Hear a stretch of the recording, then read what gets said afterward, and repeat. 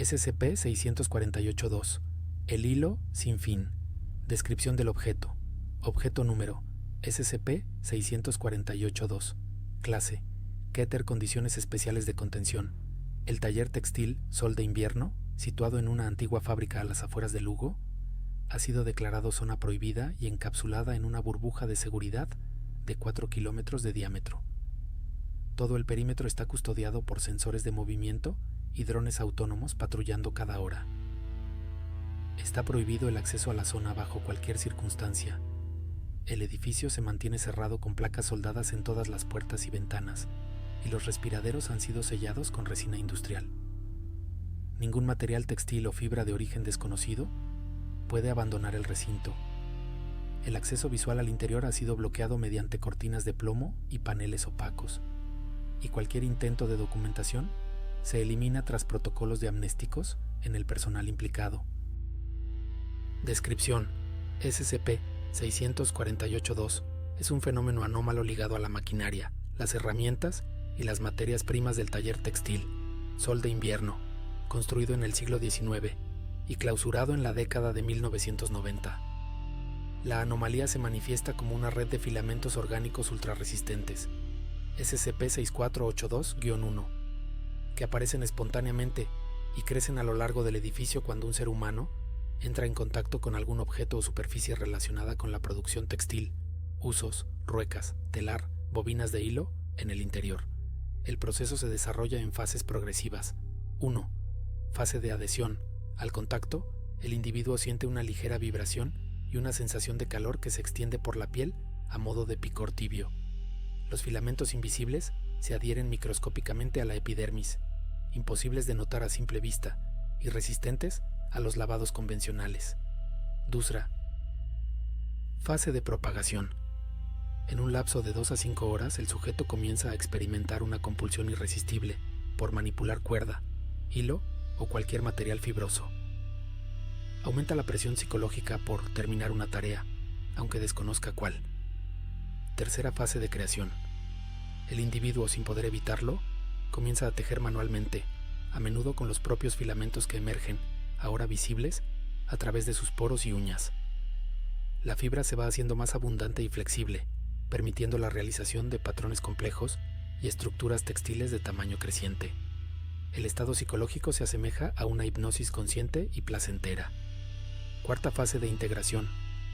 La fibra original sustituye progresivamente tejidos biológicos, capilares, músculos, nervios, sin causar dolor, pero sí un aumento de euforia y creatividad. El sujeto teje compulsivamente hasta que su cuerpo es completamente reemplazado por la malla de hilo, manteniendo la forma humana solo por estructura. Ainsdabde. Fase de red.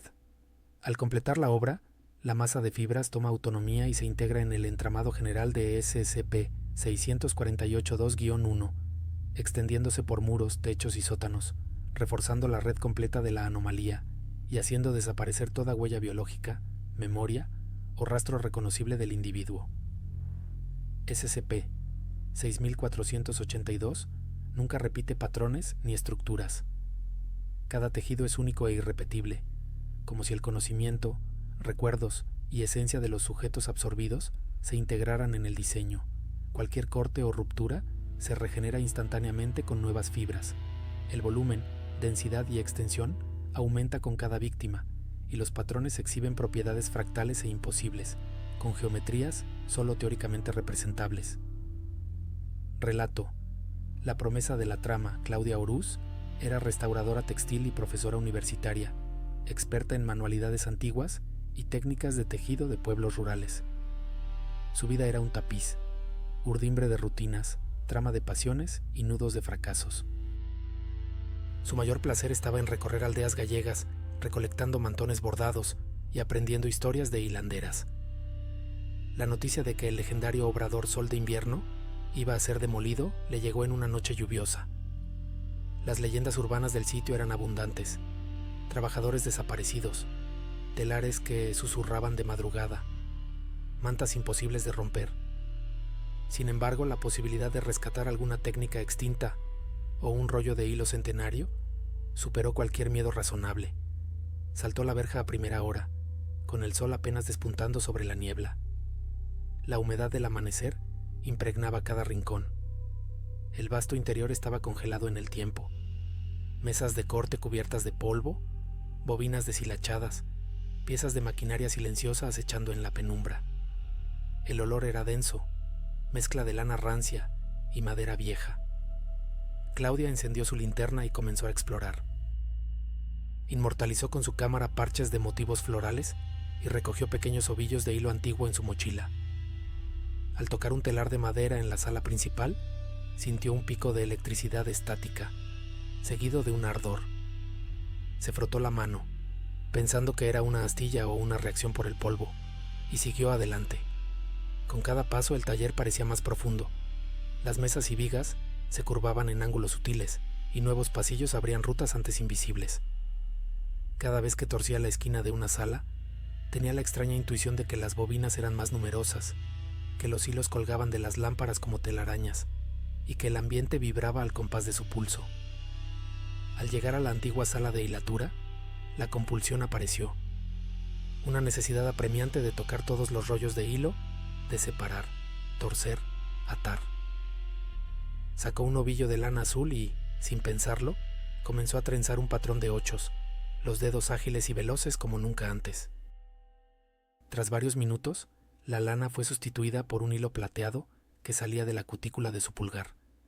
Claudia, lejos de asustarse, se sintió invadida por un gozo puro, como si tejiera su mejor obra, y no pudo parar.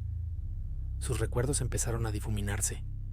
La voz de su abuelo, que le enseñó a coser, el calor de una fogata invernal, la pena de no haber tenido hijos.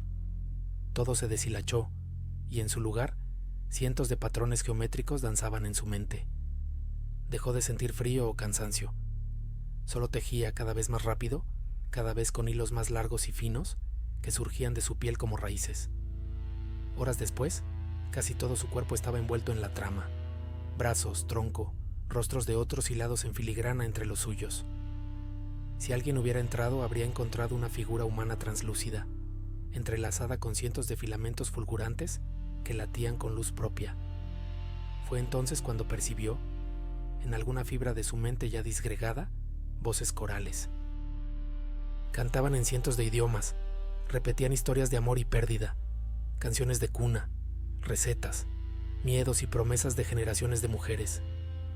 Claudia comprendió que ellos, todas las almas tejidas antes que ella, vivían, en bucles y tramas infinitas, en ese tapiz imposible. Con un último retazo de su voluntad, intentó recordar su nombre, pero ese hilo ya había sido cortado. Días más tarde, un par de adolescentes que se habían colado en la fábrica huyeron aterrorizados, jurando haber visto a una mujer, de lana, moviéndose pegada a la pared y desapareciendo de un salto en las vigas.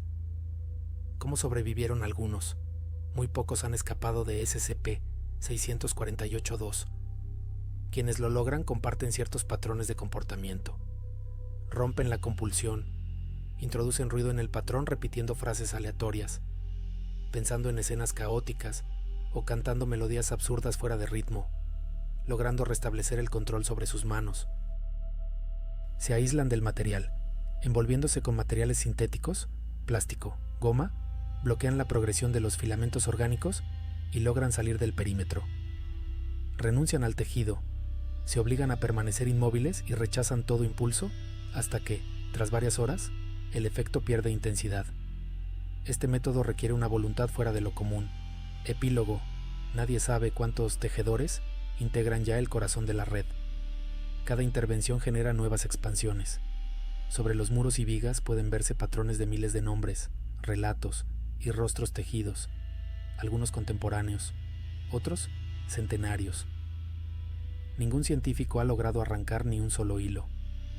Dicen que de noche, si el viento sopla desde el norte, toda la estructura emite un débil murmullo, como el resuello de miles de agujas bailando a la vez, y que el que escuche por mucho tiempo acaba soñando con tramas imposibles, perdiéndose para siempre en el hilo sin fin.